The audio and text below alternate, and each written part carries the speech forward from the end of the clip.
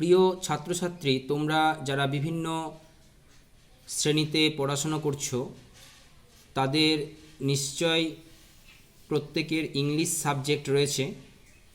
তো প্রথমেই গোড়া থেকে আমরা শুরু করছি যে সেন্টেন্স কি।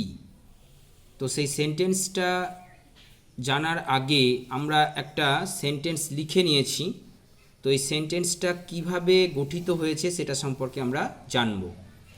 দেখো, এখানে অনেকগুলো লেটার মানে অক্ষর, অর্থাৎ দেখো যদি এটা কাউন্ট করো তাহলে দেখতে পাবে 1 2 3 4 5 6 7 8 9 10 11 12 13 14 15 16 17 18 19 20 21 22 23 24 25 26 27 28 29 30 31 32 33 34 35 36 37 38 39 40 41 42 43 44 45 46 47 48 49 50 51 52 53 54 55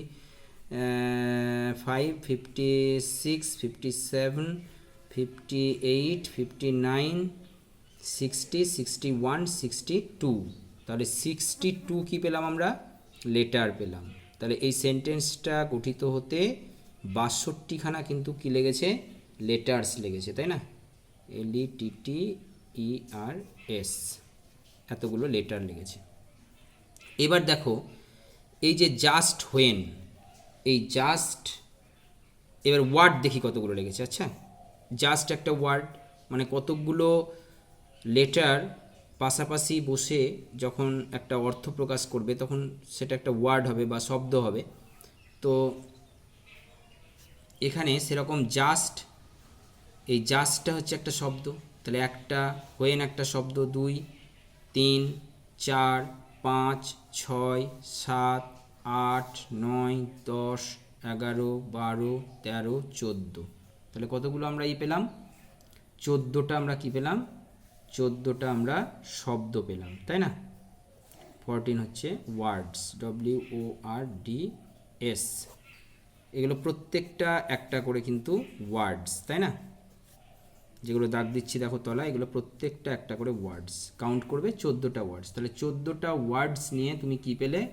একটা সেন্টেন্স। আর 62টা লেটার্স লাগলো, তবেই একটা সেন্টেন্স পেলে। এরপরে আমরা এক বা একাধিক ওয়ার্ড পাশাপাশি বসে কি তৈরি হয়? ফ্রেজ তৈরি হয়। এই যে এখান থেকে এই জাস্ট হোয়েন একটা কি? জাস্ট হোয়েন একটা ফ্রেজ। তারপরে মাই ব্রাদার একটা ফ্রেজ, তাই না? তারপরে ওয়াজ ইটিং, এটা একটা ফ্রেজ। তারপরে চিপসটা কিন্তু একাই একটা ফ্রেজ। এরপর হিজ থেকে ফ্রেন্ডস, হিজ আর ফ্রেন্ডস এই দুটো মিলে একটা ফ্রেজ। ওয়ার আর প্লেয়িং, এটা একটা ফ্রেজ, ঠিক আছে? আর ইন দ্য ফিল্ড, এটা একটা ফ্রেজ। তো এই ফ্রেজ কতগুলো এবার দেখে নাও। 1টা 2টো 3টে 4 5 6 7টা, তাই না? তাহলে ফ্রেজ হচ্ছে কটা? 7, PHRAC। ফ্রেজ বুঝতে পারলে নিশ্চয়, লেটার বুঝলে, ওয়ার্ডস বুঝলে, তারপরে ফ্রেজও বুঝলে, তাই না? এরপর আমরা কি দেখব? ক্লজ, তাই না? তো ক্লজ কতদূর পর্যন্ত দেখো, just when my brother was eating chips, এই এতটা হচ্ছে টোটালটা হচ্ছে কি? এইটা হচ্ছে তোমার থার্ড ব্র্যাকেটে দিয়ে দাও। এই থার্ড ব্র্যাকেটে যেটা দিলাম এইটা হচ্ছে তোমার একটা ক্লজ। আবার এই হিজ থেকে শুরু হচ্ছে, হিজ থেকে শুরু হয়ে ফিল্ড পর্যন্ত, এটা একটা ক্লজ। তাহলে এখানে কটা ক্লজ পেলে? এখানে তোমরা ক্লজ পেলে 2টো। ক্লজ পেলে কটা? 2টো, তাই না? তাহলে এইবার কি দাঁড়ালো? একটা সেন্টেন্স দাঁড়ালো এতগুলো নিয়ে, তাই না? তাহলে কি বুঝতে পারলে? লেটার দিয়ে হচ্ছে ওয়ার্ড, ওয়ার্ড দিয়ে হচ্ছে ফ্রেজ, ফ্রেজ দিয়ে হচ্ছে ক্লজ, ক্লজ দিয়ে হচ্ছে সেন্টেন্স। এবার উল্টো দিক থেকে সেন্টেন্সকে ভাঙলে আমরা ক্লজ পাবো, ক্লজকে ভাঙলে আমরা ফ্রেজ পাবো, ফ্রেজকে ভাঙলে আমরা ওয়ার্ড পাবো, ওয়ার্ডকে ভাঙলে আমরা লেটার পাবো। ঠিক আছে, এইভাবে কিন্তু সেন্টেন্স গঠিত হয়। ঠিক আছে, তো এবার তাহলে সেন্টেন্স কি আমরা বলবো? A sentence generally is a group of ওয়ার্ডস, তাই না?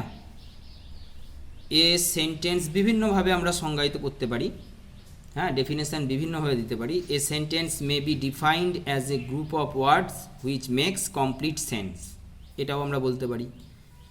এ combination of words that makes complete sense is called a sentence, এটাও বলতে পারি, তাই না? তো এইভাবে কিন্তু আমরা সেন্টেন্সের সংজ্ঞা দিতে পারি। তো সেন্টেন্স বা বাক্য হচ্ছে ভাষার সবচেয়ে কি বড় একক বা সংযুক্ত অংশ, যেটির মধ্যে আমরা একটি ব্যাকরণগত গঠন স্থির করতে পারি। বাক্যের মধ্যে শব্দ থাকে, কিন্তু শব্দগুলো এমন কতকগুলি শ্রেণী গঠন করে যেগুলি বাক্যের চেয়ে ছোট, তাই না?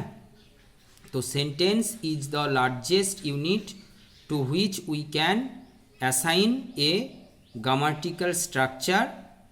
The sentence consists of words, but the words are grouped into elements smaller than sentence, তাই না?